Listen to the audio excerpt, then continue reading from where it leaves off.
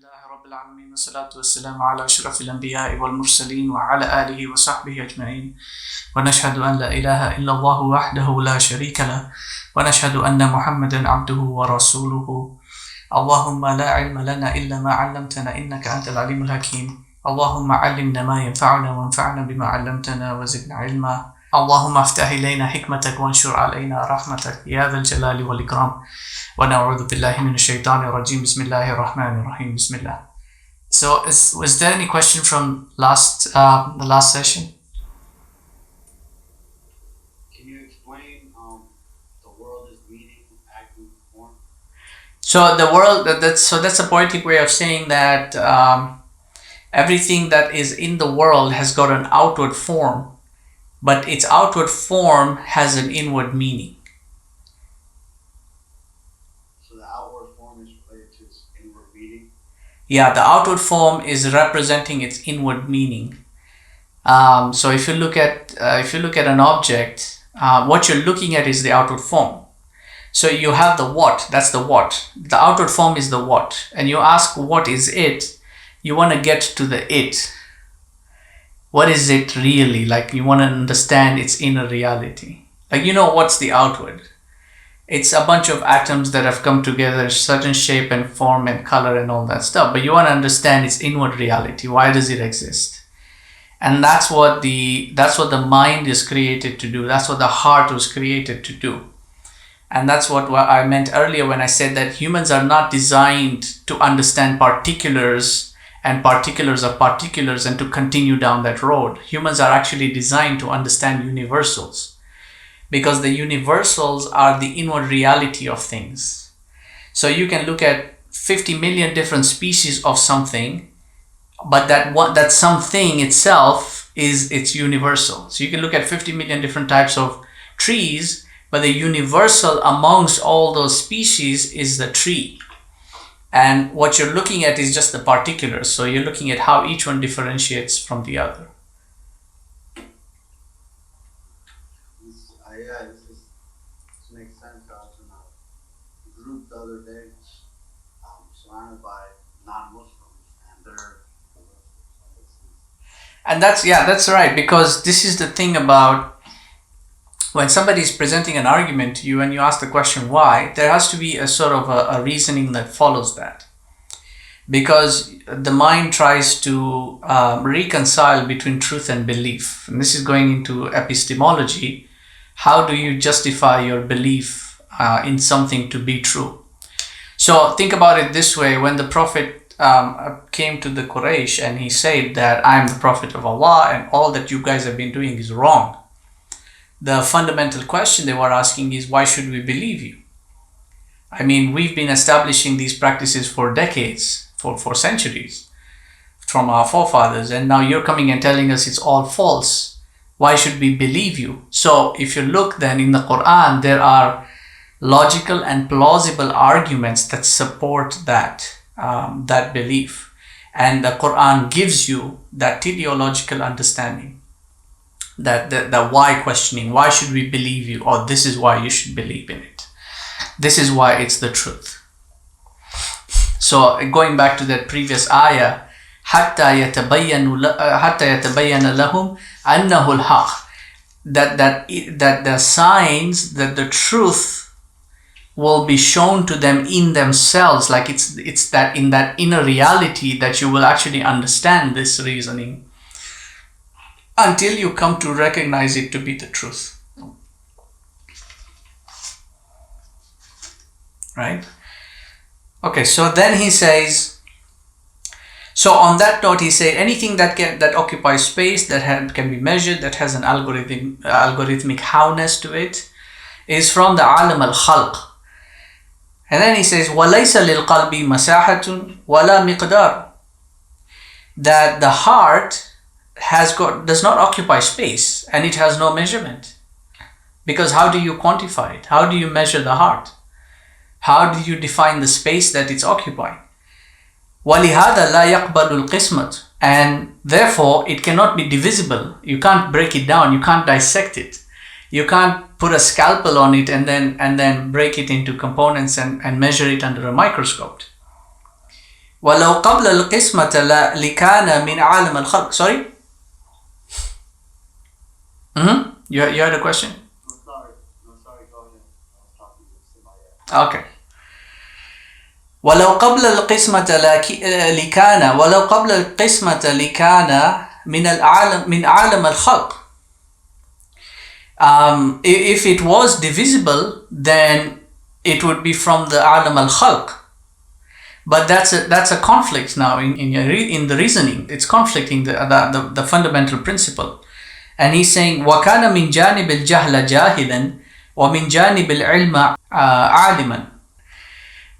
Okay, let me repeat that. Tell me if you understand what he's saying. وكان من جانب الجهل جاهلا ومن جانب العلم عالما. And then he says وكل شيء يكون فيه علم وجهل فهو محال. Okay, what do you understand by the first statement? So basically, essentially proximity in terms of ignorance and in terms of knowledge is what makes a person either ignorant or knowledgeable. Right. So okay, the key. So the key word there is either, and this is in logic. It's either or. You can't be both. Right. So he's saying that this is where the conflict arises, because anything that has in it ilm and ignorance, has knowledge and ignorance, is an impossibility. It doesn't exist. You can't have two opposites acting on the same thing. You can't be knowledgeable and ignorant at the same time, right? You can't be male and female at the same time.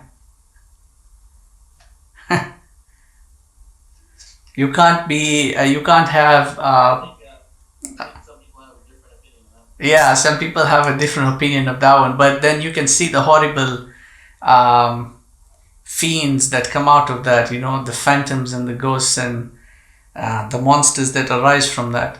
But he's saying here that you can't have both at the same time. It's an impossibility. So how can you have the qalb if it cannot be divisible? Then how can it be part of creation, right? And if you're saying that it's part of creation, then how are we not able to measure it? Why is it that you can't actually measure it? 15 years ago, when I was doing quantum physics, at that time they had a technology that we were studying, and it was called the SQUID, superconducting quantum interference device, and it was meant to detect the lowest level, the most minuscule electromagnetic fields possible. 15 years later, where the technology has drastically improved, and they still cannot detect consciousness. Now, what's interesting here is that based on that causal effectual thing that I was talking about, they look at, they put all these probes on the head and on the heart, and they say, oh, look, if a person is dreaming, we get these signals from the brain. And if we induce a certain reaction from him, we get these signals that are indicative that, you know, that person is feeling a certain kind of emotion. If we actually cut down the brain and dissect it completely into its smallest central core component, we might actually find out what consciousness is. But he is already disputing or refuting all those pursuits 800 years ago. He's saying you're never going. You can keep doing it until Yawm al-Qiyamah. You're never going to find it in the physical world because of these core elements here.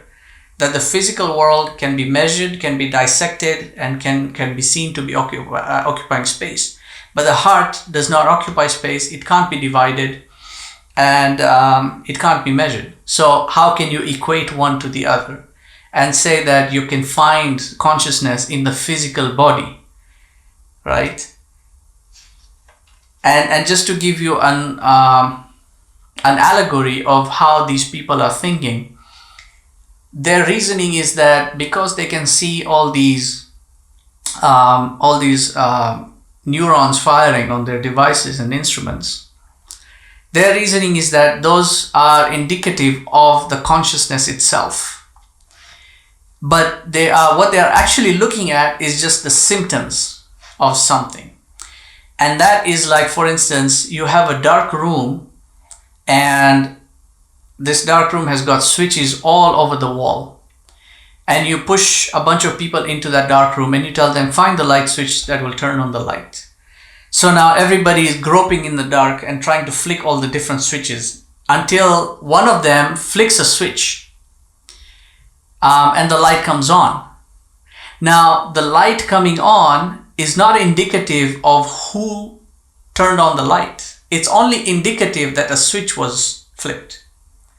But who did it cannot be known because everyone was flicking switches at the same time. It could be any one of those, right?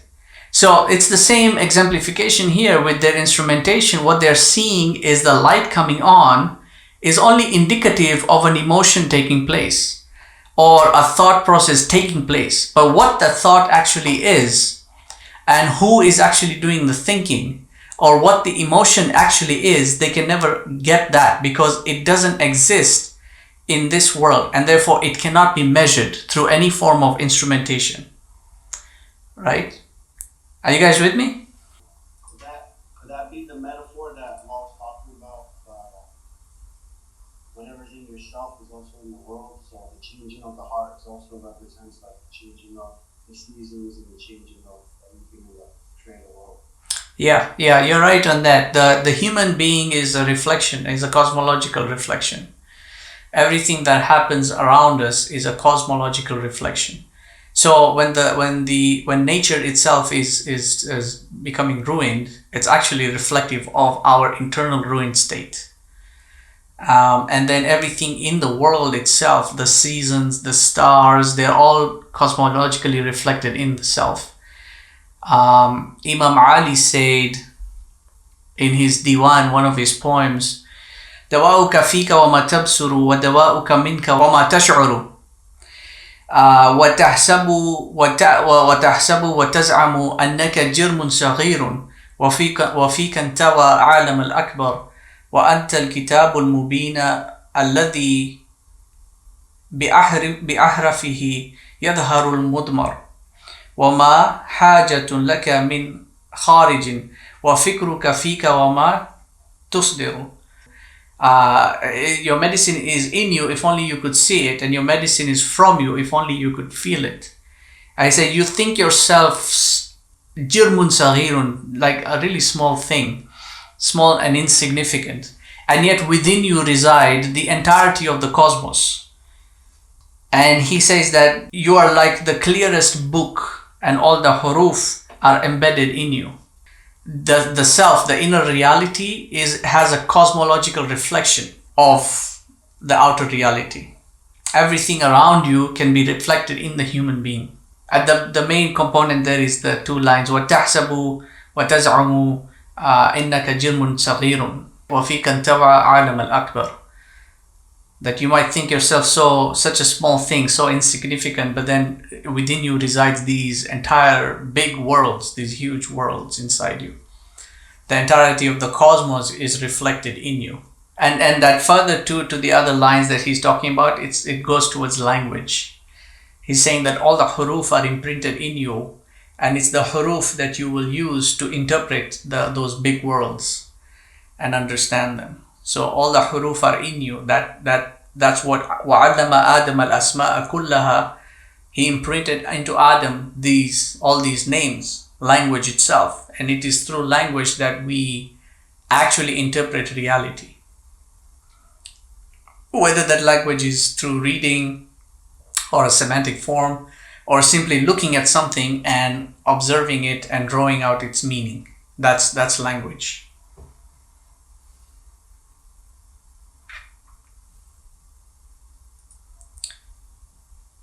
Okay, should we proceed? You repeat the last thing you said about language. I said it doesn't matter what form that the language externally takes, whether it's through reading or speaking, or simply just looking at an object and drawing out its meaning. That in itself is language. It's the essence of language, just drawing out the meaning of something, just observing something as it's happening. Because while that thing is there, it's communicating with you. It's giving you this information that you are interpreting internally. So that in itself is a language. That the essence of the human being, the only instrument that the human being can apply universally is language. It doesn't matter even academically which field you go into. If you have no language, you're not going to learn anything. Language is drawing out the meaning of something. Yes, language is what helps you do that ibar. From that other statement, إنما الكون معاني قائمة بالصور كل من يدرك هذا كان من أهل العبر. In fact, this is, maybe we can go off on a bit of a tangent here. The word ibar, it means to cross over. That's what abara is, and a ma'bara is a point of crossing. So sajada is to do sijda. Masjid is where the sijda is done. You follow me? Then abara means to cry, or it means tears. Abara means tears? No. Yeah, so from Tabi, abara Yakub, it means to cry also. It means to express. Abbara. Abbara is with the shadda on the ba. It means to express. But the root word abara itself, the root itself means to cross over. In that sense, in the semantic field of the word, to cry or to express the feelings is what I'm going to explain actually. It's to take what's on one side, your feelings, and to cross them over from that reality into this reality, to bring them out. So when you're crying, you're actually bringing out those emotions. Do you understand? That's the abbara. But the abara itself, in its root form, is to cross over. That is the crossing over means you have a point where there is something and then you take it over to the other side. So ma'bara is the bridge. One of the sayings of Nabi Isa, and some scholars say it was Nabi Luqman who said it, is ad-dunya mu'biratun fa'biruha wa la ta'miruha. That the world is a bridge. It's ad-dunya mu'biratun, it's a bridge. So cross over it. Fa'biruha, cross over it. Wa la ta'miruha, don't build on it. Cross over to the other side. Now, if you take that root word abara and you switch out the ba and the ra, you will get araba. Let me see if I can put it on the board. Yeah.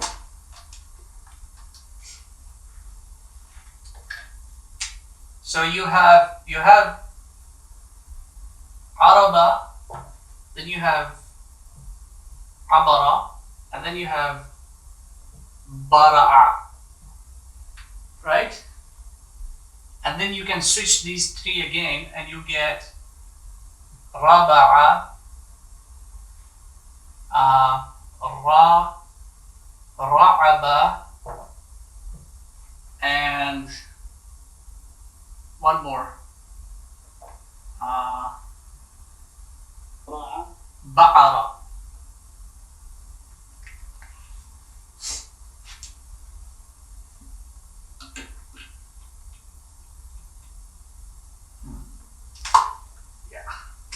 So one of the meanings of raba'a is to stagnate. I know it's got the meaning of quarter as well, like ruba, right? Abara is to cross over. Bara'a is excellence.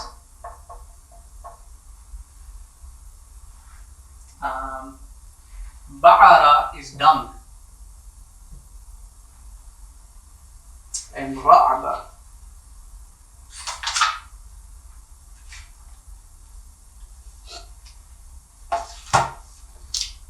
The key here, the key component is the word araba. Araba in its original use of the language it doesn't actually mean Arabs in the original use of the term. It actually meant language. If you look at some of the older dictionaries like Lisan al-Arab, one of the meanings of Arab is language, because the Arabs didn't consider a race as a distinguishing factor. They considered language to be a distinguishing factor. So if you spoke Arabic, they considered you to be an Arab. So if you utilize language, you can use language to cross over from a state of ignorance to a state of being knowledgeable, right? And that brings out excellence in you. However, if you stagnate, if you change your language from pure language to foul language, right, where you've got dung coming out of your mouth, you will stagnate. And if you stagnate, you will become agitated, because a human being's psychologically most agitated state is in a state of ignorance, a state of not knowing. So a person who has no knowledge of what is happening to them or what's going to happen next becomes very agitated. This is how the semantic field works within the Arabic language. You got all these words of the same root structure. Interchangeably, they have got interrelated meanings. And you can put this into a sentence. If you use language properly, you can cross over into excellence. But if you use it incorrectly, if you're accustomed to foul language, then you will stagnate. You will not actually cross over to a state of ma'rifah. You guys with me? Yeah. No. You have a question on that? Does it? I want to add a comment from Umar where he said, "من تكلم العربية فهو عربي." Whoever speaks Arabic is an Arab. and this is why one of the best ways to distinguish lineages in people is through linguistics. If you can trace back their linguistics of the languages they speak, then it's easy for you to know where they've come from, which group where they originate from.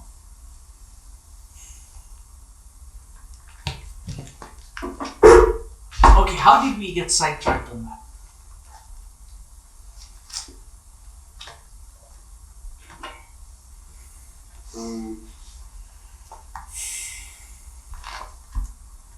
Okay, any other question? We were talking about language drawing out. Right, that is the ibar. Yeah, so you were asking about the ibar. That's the abara, right? So the ibar is to cross over from one state to another, which means I can use words and I can communicate those words to you, and that will take you from one hal into another hal entirely. So if I throw positive words at you, then that will take you from, let's say, a neutral hal and will elevate you. But I can throw negative words at you and foul language at you, and that will take you into a negative hal. I can force you without really doing any witchcraft on you per se. I can force you to become extremely emotional and react in an emotional way to whatever I want to stimulate. This is modern day witchcraft through media, mass media, social media. All their algorithms that they built is all using this form or this technique to try and force people to do whatever they want them to do. And only those who have an understanding of what's actually happening here, especially being able to understand the language. Because once you understand the language, you know what that person is trying to do. When I say understanding the language, I mean also understanding the logic that is being applied and the rhetoric that's being used. So if you're scrolling through your Facebook, for instance, why do certain posts come at different intervals? It's because their algorithms have compiled a mannerism. They've been able to trace your psychological mannerism, and they know what triggers you. So they'll deliver the kind of things that trigger you to generate a response. And they've done it successfully to many people. Experimentally, they've done it successfully to generate a certain kind of response onto people, targeting specific aspects of their lives. And it's all based on how much information we give them, right? So again, we go back to like what we talked about the day before yesterday. The more you bring out about yourself, the more they know. Whether it is shayateen al-jinn or shayateen al-ins, the more you speak out, the more they will know about you, and then they will use that against you.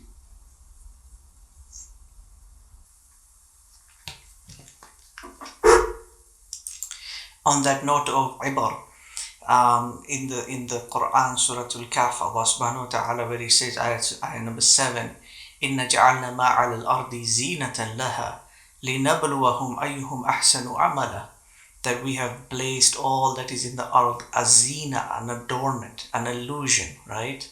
Ibn Ata'illah says, الأكوان ظاهرها غرة or زينة وباطنها عبرة فالنفس تنظر إلى ظاهر غرتها or زينتها والقلب ينظر إلى باطن عبرتها. He says that the world is outwardly a ghirra or a zina, an illusion, a delusion, right? But it is inwardly a reminder that takes you or crosses you over through meaning to an understanding of it. And the soul, and here the nafs, when he's talking about the nafs here, he's saying the self, it's the self here. The self is transfixed on the outward form of its illusion, of its delusion. It's zina, it's adornment, it's outward adornment. But the heart is always looking to penetrate its inward reality by crossing over, by doing this ibar, to look towards what it is, what the outward is pointing to, right? And that's the crossing over from the outward understanding of something into its inward understanding of something. And you do that through language, right? Because you look at the outward symbol and you understand that that symbol is representing something else, which is enclosed within that symbol. It's the inward reality. So you cross over from the outward form and you go into the inward form. That is the ibar.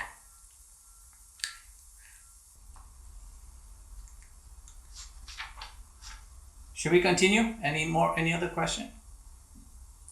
You know, there's a boy who confronts the Dajjal and he tells him the truth that you are the Dajjal. So, the Dajjal, he tries to kill him, cuts him in half, and then he brings him back to life. And the boy says, even more. I know for sure, even more now you are the Dajjal. So, would you argue, or could it be argued that at least in America, the First Amendment right is the freedom of speech. That if we restrict our speech, or if we allow them to enslave our speech, then we're,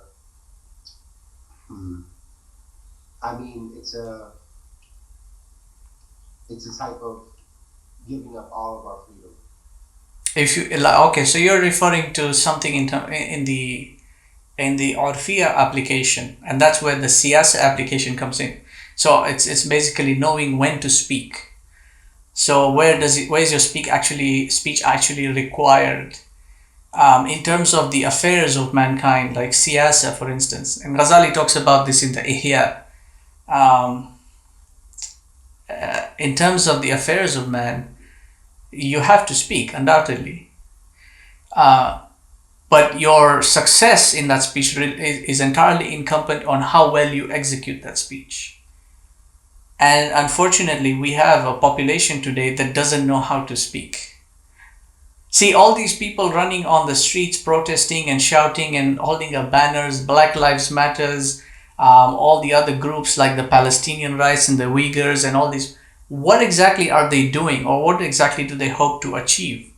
If you want to compare the current population to the civil rights movement, There's a huge variance between their speech and the speech we're using today.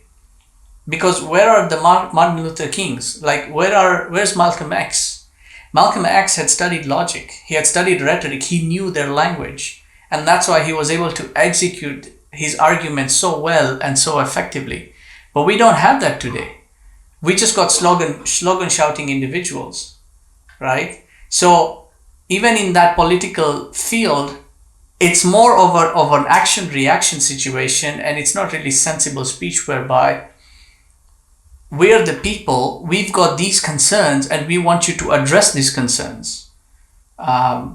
There's no execution of the speech. That is in the excellence. That once you've understood really what it is that you're dealing with, then you come out with the excellence in that field, and you're able to execute the speech in the right way. Unfortunately, what we're doing is we apply urfiya language, conventional language, or social language in political and academic matters. And that's also reflective on how we dress, right? You have all these PhDs, academics who come on stage at speaking conventions wearing shorts and a t-shirt. I mean, that's body language, isn't it? It's an outer persona. How do you expect people to take you seriously? And then we're using social media language to fight for our rights and our freedoms. That's never going to work. I don't know. Do you agree with me on that? Well, what strategy do you recommend? This strategy that Ghazali is talking about. Because if you look at the Ihya, he gives you the entire curriculum that will take you from point A to point B, that will help you cross over, which is really amazing, because he starts with knowledge, and the most praiseworthy, he says, of knowledge is ma'rifatullah. And the only way you understand ma'rifatullah is if you have mastered language, because you need to understand the speech of Allah to understand Allah, right? So the scholars held a principle. They said, أهمها أقائد ثم الفروع تصوف وآلة بها شروع. You want to take on a path of knowledge, first solidify your aqidah, because if your belief is haywire, then you're going to end up deviating. You're going to end up going off course. Then take on the branches of practice, perfect your practice. Then tazkiyatun nafs, or tasawwuf, whatever term people want to use. I know people have a problem with tasawwuf, so whatever. Tazkiyatun nafs, be a good human being, ihsan. Now, this is very important because people only look at this from a religious perspective. And that's not what it only entails. It doesn't only entail how you conduct yourself in madrasa, or how you're going to do your Islamic studies every Friday afternoon after Jummah, right? Or when you get free time. No, this entails, building a base for yourself.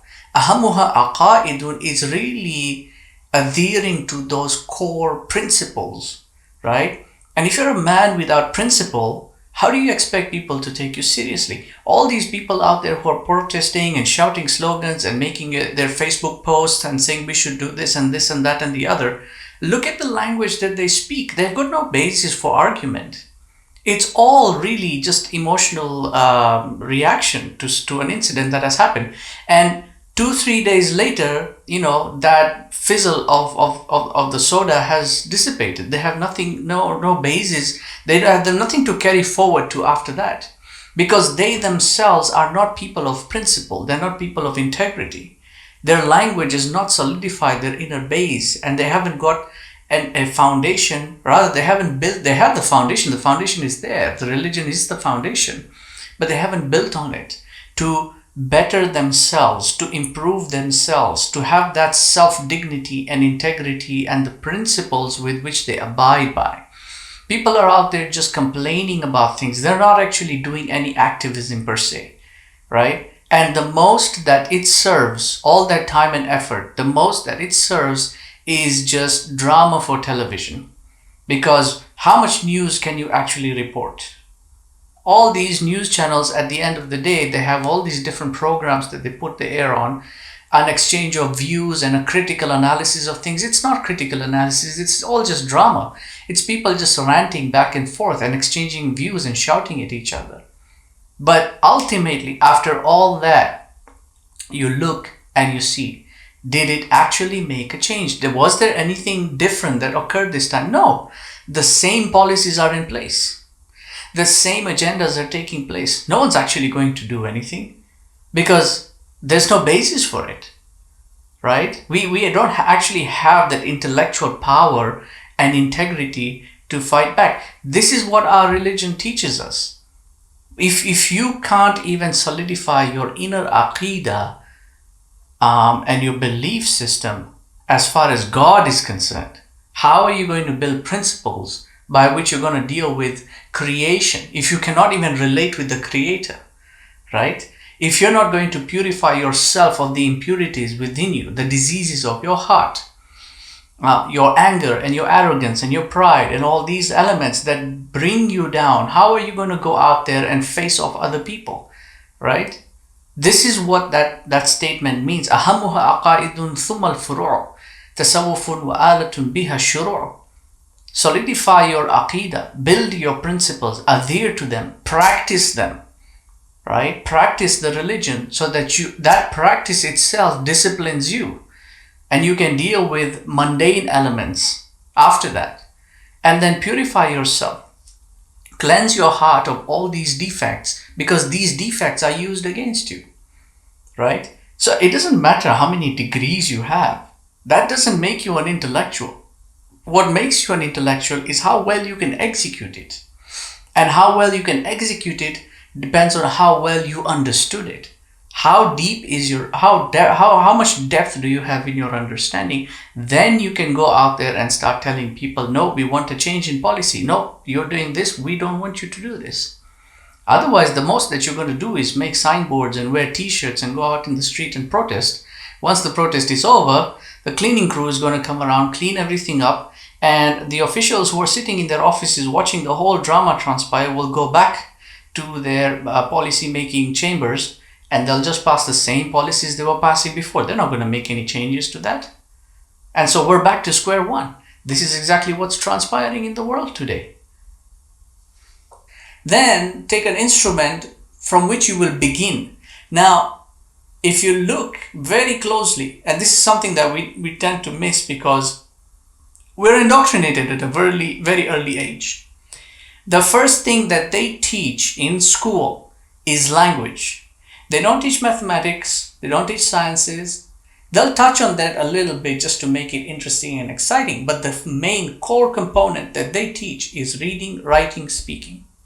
They teach language because it's the language that will help you understand all those other subjects. But we as Muslims have neglected that element. We think that sending our children to madrasa to learn Quran, he knows how to read Quran, his deen is complete. No, it's the language that helps them understand the Quran. When you have the language in place, it is reflective of your inner self because language influences your thoughts. It does. And then and your thoughts are cultivated in the language that you think in and the language that you dream in. That cultivation is a manifestation in the world, in reality. So if your language is not solidified or at least refined, then what results is something that's helter-skelter. Your arguments would be weak, your foundationalism or your coherentism in your argument is broken. You would be crossing fields that have got no correlation between them, and nobody takes you seriously, right? Imam Shafi, even after having studied with Imam Malik for so many years, he still went to live in the desert for 17 years with the Bedouins just to polish his language because he wanted to understand the Quran, that's all. And even then, he was already a master in Arabic, but he was still deficient according to him, his own evaluation. People like Sheikh Hamza, Sheikh Imran, Sheikh Dr. Bilal, these individuals, they are able to execute their thoughts and their arguments in very plausible means and mannerisms because of their they have refined their language and they're able to articulate and execute their thoughts in the right way. It's because of that. Having the knowledge alone doesn't suffice.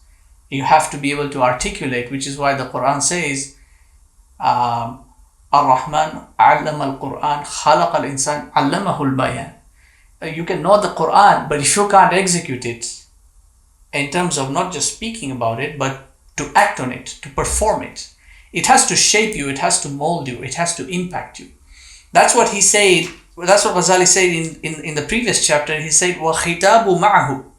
This divine speech of the Quran of Allah is meant for the heart. If it doesn't affect your heart, it means you haven't understood it. And your lack of understanding is not because Allah has made you less intelligent, it's because you didn't make the effort to understand it. And that entails understanding the language, knowing the language, and how to use it.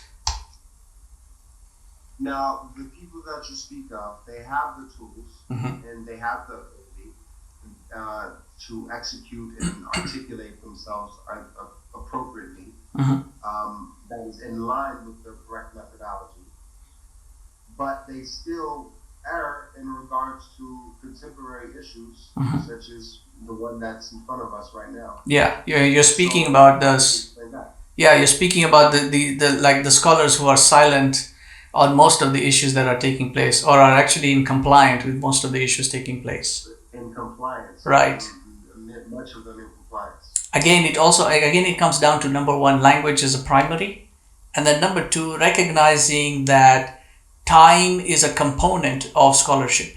So if you go back to Hadith of Jibril, you've got Islam, Iman, Ihsan. A lot of people stop there. A lot of them, like 90% of the products of Darul Ulum and university of this place and that place, of Muslim this and Islamic that, 90% of them, they stop at Islam, Iman, Ihsan. In fact, I would say 90% of them stop at Islam. They don't even go further than that. But they never take into consideration the fourth component, which is time. As-sa'a is the element that ties all of that together. In other words, they don't have an eschatology. They think that speaking about eschatology is a taboo, or trying to study eschatology is taboo on them. Or how can you talk about the signs and nobody knows the hour, and that's what Allah has said, and we are not supposed to know these things? Then, well, if you're not supposed to know these things, then why did He tell you about them? Why did He give you the signs? The Prophet, 50% of his final sermon, his last khutbah, was with regards to the hour. He was talking about the signs. So they don't have an eschatology, and without an eschatology, you can't understand the reality of the world you're living in. Because eschatology doesn't only mean what's going to happen at the finality. It means what has been happening, what's happening now, and how is it leading to the finality. That's what eschatology means. You have to know world history and study world history, and then study it also in context of what's contemporarily happening. But the primary issue why they don't have an eschatology is because of language. They take a nominal approach to language. They study basic Arabic, which they'll study in Arabic grammar and whatnot. But really going into the essence of the language is something they have not been able to do, the ibar. They've only taken the outward form of the language. See, I'm able to understand the Quran on a different level. I'm not saying that in a proud way. I'm saying I'm able to do it. And that's because I look at the Quran as the speech of Allah. I don't just look at it as an Arabic language. I'm trying to understand what is my Lord trying to tell me when He's saying this and this. This is the approach, because I do this based on how I see my teachers doing it. So that's the approach that I'm taking. A lot of these individuals, they bypass 14 centuries worth of Islamic scholarship and attempt to go straight to the source without actually looking at what the scholars have done. They don't look at the tafsir. They think that Sahih International is tafsir, or Dr. Mustafa is tafsir, or Pict Hall is tafsir, right? They think that's tafsir. That's not tafsir. That is translation. That's not going to give you an understanding, because you're taking one language, then translating it into another language, and then you're interpreting the secondary language. It's already lost its meaning once you try to interpret the translative.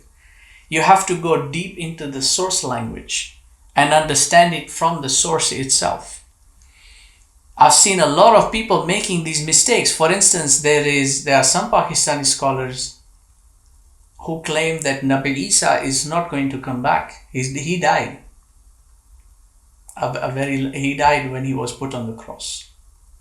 Where Allah says, Ya Isa inni mutawaffik wa rafi'uka ilay wa mutahhiruka min alladhina kafaru. They look at the word tawaffa, mutawaffik, and they look at a dictionary definition of that word, which if you look at that word, it will say he died. So in other words, what they're saying is that because that word is there, its meaning is that Nabi Isa died. But there is a metaphysical component to that language, to that word. And the root word is not just trilateral, wafa, which is what they say means died. There is also tawaffa, all right, which means to take. So, and if you look at Fakhruddin al-Razi's tafsir, he explains that step by step. But these people don't want to look at those components. They want to take what adheres to them, that helps them navigate their present lifestyles. Because accepting an eschatological age and accepting that the world is run by Dajjal and Ya'juj and Ma'juj and all these evil forces, and that the hour is close at hand, means that they have to sacrifice every single thing that they have justified in the fiqh for their leisures and their activities and their luxuries. They have to sacrifice all that. And you try telling a materialist to sacrifice his materialism. You think they're going to be able to give it up? They're addicted to this lifestyle. And this is why a lot of them will turn a blind eye. They're not going to accept the official, they're not going to accept these different theories. I was, like I told you, I was in a discussion of some non-Muslims. What you said before about the words being like magic, they know what subjects to talk about. They can change your state and get you more agitated. And literally everything you just said, there was an example shown to me last night. And I don't know, it's kind of showing me that explaining or even trying to help the kuffar is like useless battle. It's like it's too much indoctrination and layers of life that they have to cover that. In reality, if you have a proper academic structure to your study, and you can build your theory in the proper epistemic way, well structured with a refined argument and an eloquent language that executes your argument, and you deliver that, fundamentally they will not be able to attack your argument. They will have to accept your argument because they don't have a counter argument to that. And so what they're going to try and do is they'll try and attack you personally. And this is the basic, because these people haven't studied logic, they don't know logical fallacies. And the most common logical fallacy is the ad hominem attack, right? They attack you personally. Oh, you're just a Sufi. Oh, you whatever, you do this, and why should I believe you? So stuff like that. Right? So if you look at people like Sheikh Imran Hussein, it's a clear-cut example. Now, in his execution of his lectures, there are a lot of things he may say that they sound questionable. But when you look at his arguments that he has published, there's a lot of plausibility in it. And you can't actually refute the argument. So all these people who attack him, they can't actually refute the argument because they don't have a counter-argument. So they go out and start attacking him personally. Oh, he's a puppet of Putin, or oh, he's a Sufi. So we shouldn't listen to Sufis, right? Because Sufis are all kafir. That's how they argue. Anyway, let's continue, inshallah. Unless there's something else. Okay, let's continue, inshallah. So he's now going to talk about the ruh itself, because the reason why he's doing that is he wants to distinguish between the ruh and the qalb.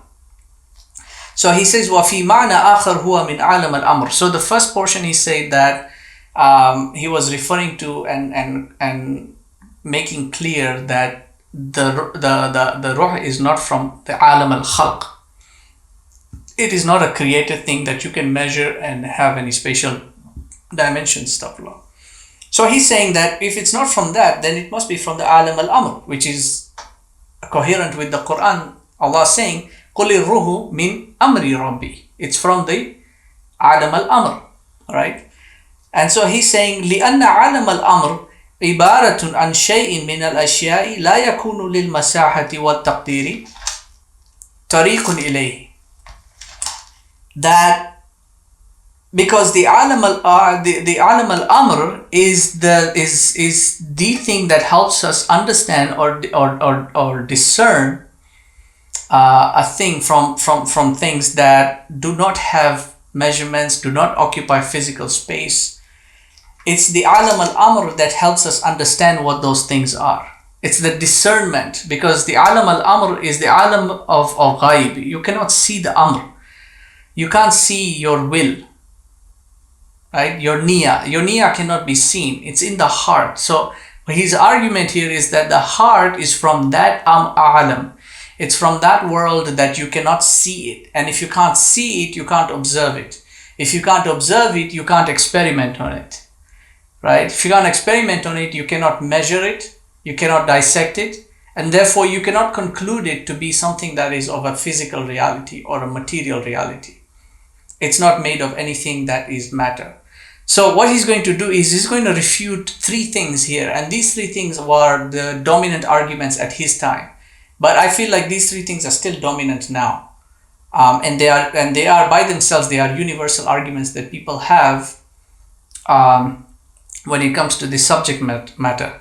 So he says وَقَدْ ظَنَّ بَعْدُهُمْ أَنَّ الرُّوحُ قَدِيمٌ فَغَلَطُوا. That some of them say, they think that the ruh is something that's eternal, but they are wrong. And so they say that because since you cannot break it down, you can't measure it, you can't see it, so it must be eternal. Why? Because you can only measure things that are finite and that have got a quantifiable structure, something that you can quantify about them. So you cannot measure infinity, you can't measure eternity, right? You know it's there conceptually, and we cannot see infinity. Like we cannot actually visually see infinity, but we can conceptualize it. Like we can't comprehend what infinity is, but we can conceptualize that something such as infinity exists. Something such as eternity exists. Now, infinity is with regards to space, to quantity. Infinity is with regards to quantity. Quantity can either be finite or infinite. Eternity is with regards to time. And we say that time is, time can be limited for an individual, or time can be eternal. But the eternal of time here is only with Allah, right? And eternal going both ways. There's no point origin in that eternity. So Allah has no point of origin. He's eternal ever, and He is going to be eternal ever, right? But the human being has a point origin, and his eternity begins from that point origin. But in this world, it is limited. It is not eternal. وَقَالَ قَوْمٌ إِنَّهُ عَرَضٌ فَغَلَطُوا. And some of them say that it is an arad. Now, arad in logic is accident or phenomenon. Accident, it's not like the accident that you hit something and there's an accident, or you hit somebody on the road and it's a mistake or not. That's not the accident he's referring to. The arad is in logic is defined as يَقُومُ بِهِ مَا قَامَ بِغَيْرِ, something that needs something else to exist. So color is an accident in reality. Color needs substance to exist. Color doesn't exist by itself. So if you're looking at a flower, the flower is the substance, and the color is existing because the flower exists. If the flower doesn't exist, then the color of the flower also doesn't exist, right? So this is what he's explaining here. لأن العرض لا يقوم بنفسه. That because an arad, the accident or the event or the phenomenon doesn't exist by itself. So nothing in phenomenon or in the world of phenomena exists by itself. There is a substance that occupies it, that makes it exist. وَيَكُونُ تَابِعًا لِغَيْرِهِ. It always follows something. The arad always follows something. فَالرُّوحُ هُوَ أَصْلُ بْنُ آدَمَ. The ruh is the origin, it's the asl of Banu Adam. In other words, it's the ruh that Allah breathed into Adam and has by extension breathed into all of mankind that allows Banu Adam to exist, that allows humanity to exist. وَالْقَلْبُ بْنُ آدَمَ تَبْعَ لَهُ. And the heart of Banu Adam, the human heart, not the physical organ, the heart, the qalb, it follows the ruh. It is from that realm, right? So, فَكَيْفَ يَكُونُ عَرَضًا. How can it be phenomenon? How can it be something that is worldly? It cannot be something that's worldly because it is from that other world. And the third thing he says, وَقَالَ قَوْمٌ إِنَّهُ جِسْمٌ. Some of the people say that it is a body, it's a jism, it's a component. فَغَلَطُوا. They are also wrong. لأن الجسم يقبل القسمة. That the jism can be divided, it is divisible. فالروح الذي سميناه قلبا وهو محل معرفة الله تعالى ليس بجسم. This ruh is not this ruh that we are at the present he's referring to as the qalb.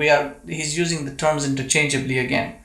This ruh that we are referring to as the qalb, its place is the consciousness of Allah subhanahu wa ta'ala. And it is not from the jism. It is not wala ardun, it's not from the arad. Bal huwa min jinsil malaika. Rather, it is from the genus of the malaika. It is something that is angelic in nature. Wa ma'rifatu ruh صعبة جدا لأنه لم يرد في الدين طريق إلى معرفته لأنه لا حاجة في الدين إلى معرفته لأن الدين هو المجاهدة والمعرفة علامة الهداية كما قال سبحانه وتعالى والذين جاهدوا فينا لنهدينهم سبلنا. So he's saying that the ma'rifah, this ma'rifah of knowing Allah is a difficult, it's extremely difficult. It's not an easy path. The ma'rifah of knowing the ruh is a difficult affair. It's not easy to know the ruh. And the reason he's saying is that it's got no necessity in the religion. And that is to say that as far as your religion is concerned and the Sharia is concerned, your objective is not to figure out what the ruh is. لأنه لا حاجة في الدين إلى معرفته. There's no need for it, for knowing it in the deen. There's no basis. So the argument here is that Allah is saying in that same ayah from Surah Al-Isra, قُلِ الرُّوحُ مِنْ أَمْرِ رَبِّي, that the ruh is from the affair of my Lord and you have been given very little knowledge of it. He's saying that the reason why you have been given little knowledge of it is because you don't need to know about it. And because there's no need to know about it, then there is no need for you to pursue its knowledge and unnecessarily end up into different kinds of speculations, such as the kinds that he has highlighted here. Because he's saying all these three, they have no basis. How could you say it's eternal if it is a created thing? But it cannot be a created thing of the material creation. It is a created thing of the amr, of alim al-amr. Let's take a break here. Let's stop here for now, inshallah. And we can carry on from this portion in the next session, inshallah. سبحانك وبحمدك لا إله إلا أنت نستغفرك ونتوب إليك ربنا تقبل منا إنك أنت السميع العليم وتب علينا يا مولانا إنك أنت التواب الرحيم برحمتك يا أرحم الراحمين. بارك الله فيكم والسلام عليكم ورحمة الله.